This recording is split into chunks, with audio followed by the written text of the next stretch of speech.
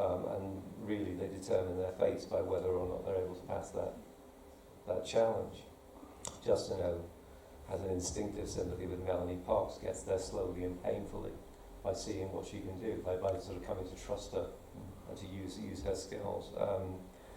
Gallagher befriends her in the hospital. Caldwell never gets there until the very ending, and it's Melanie who sort of forces her to make the accommodation. Are we alive? Are we just mimicking human behaviours, or are we alive? And when Caldwell admits, yes, okay, you actually do have some kind of agency, some kind of sentience, it kind of destroys it to admit that, because the corollary is, if you're not the monster, I'm the monster. If you're a child, I've spent the last 10 years of my life dissecting children. So I guess it's about that. And as a kind of an extension of that, it's about the way in which the social roles that we enact allow us to distance other people, allow us to treat people in an inhumane way. I mean, Christ, it's 2017, we have a conservative government, so we all know about the limits of empathy, right? I did put you on the spot, and that's an absolutely fantastic answer. Thank you very much, especially in politics. But I want to open it up, and I will. I've just got one more. Post Melanie, after Melanie, are you hopeful for that world? For the world that she created? The world she's created, yeah. I think it has a chance to become something better. And I think that's part of the reason why we're so obsessed with apocalypses at the moment. Apocalypses give us hope.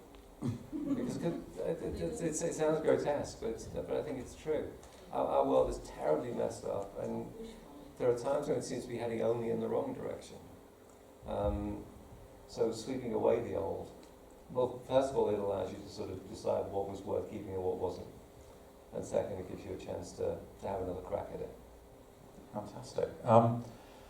I don't think we have someone running around doing that microphone thing, which never seems to work anyway, so I'm just going to point at people, and if you can't hear, I will repeat the question. We do have a third microphone. But how's that going to work? Okay, Do you want to run around? No. Sir, right at the back, please shout your question out. Can you hear me? No. Yes! There we go. Thank you, volunteer. Can you run? Now, I'll now be a brief pause while we see how fast he moves. You have a nice loud voice, though. Go for it, I think. This better be a good question. No pressure. Oh, you'll love it. Right, okay. Positive ending.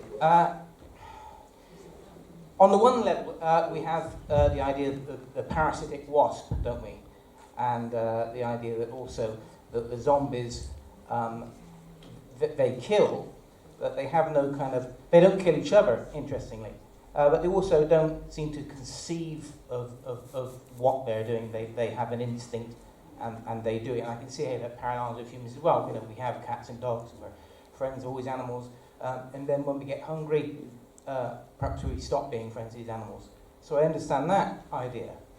The idea that Melanie is a positive character is a little troubling, because you're effectively fusing the kind of rabid kind of desire, hunger, with a kind of rationale.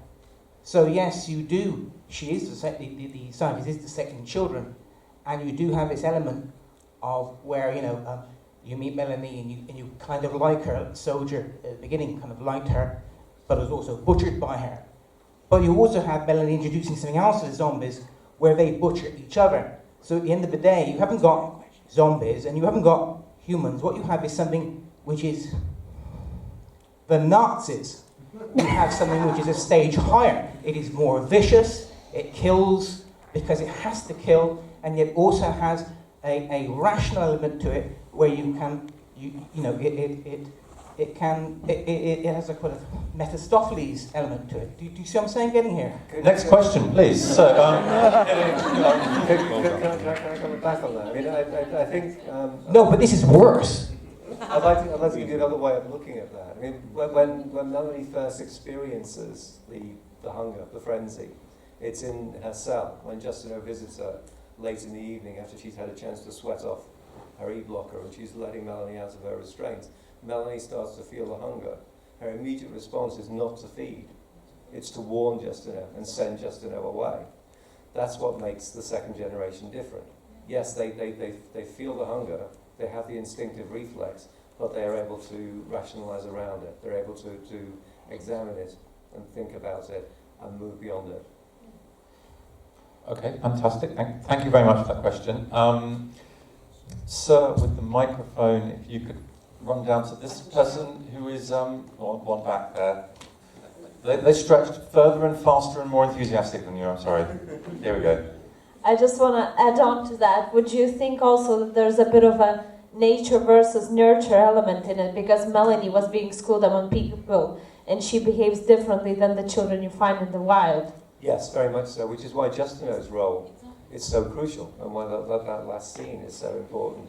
That basically Justino is there as a kind of bridge between the old and the new. She's allowing the kids to sort of, she's giving them what she thinks is of value, allowing them to jump over the process of sort of learning their stuff for themselves. Melanie has been schooled and has been given stories, and the stories allow her to reflect upon herself and to reflect upon the world and her place in the world. Yeah, I think that's a really important point. Can I just ask, Mike, you used to work as a teacher? I did, yeah. And the teacher's the one who lives at the end? I'll just leave you with that. I think teachers are cool. Where are we going? Mr. Lally. Yes, go on then. You should share this, not yours. Congratulations, Mike, and nice to see you both here with some of the cast. Thank you, Dave. There's been a reference to Melanie, and she's a real find. It was her first role, I believe. But I wanted to talk about the person at the other end of the age spectrum. A bit of a coup to get Glenn Close. Yes. And that won't have help American exposure on the film. Do you want to talk a bit about how Glenn got involved? Basically, we had our lead producer on the film, Camille Gatan, is just an amazing person, amazing producer, amazing human being. And she just said at a certain point, we're going to go out for A-list talent. I'm going to send this to Glenn Close, I'm going to send it to Gemma Arterton, Paddy Considine. And it came together around her willpower, her courage and her sort of championing the story. I couldn't believe it when I was told that Glenn had said yes.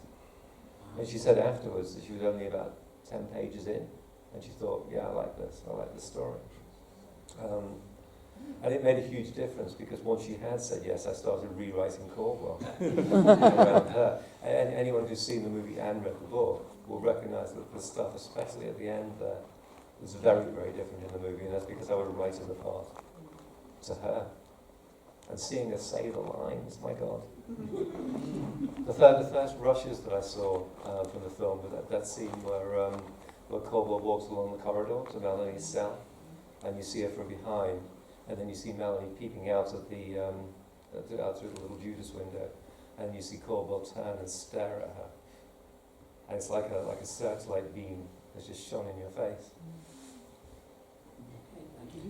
No, I mean, amazing casting. I mean, that's one of the things that makes the film so powerful. It was a dream cast in every respect. I mean, not just the Senya, obviously.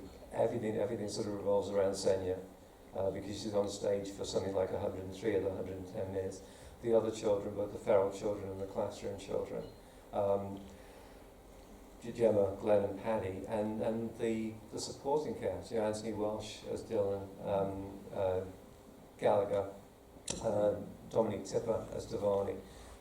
It was perfect. It was absolutely perfect casting in every respect. I'm still waiting to wake up and discover that this is all a dream. Would you like to pick another question while you're waiting? Yes, sorry.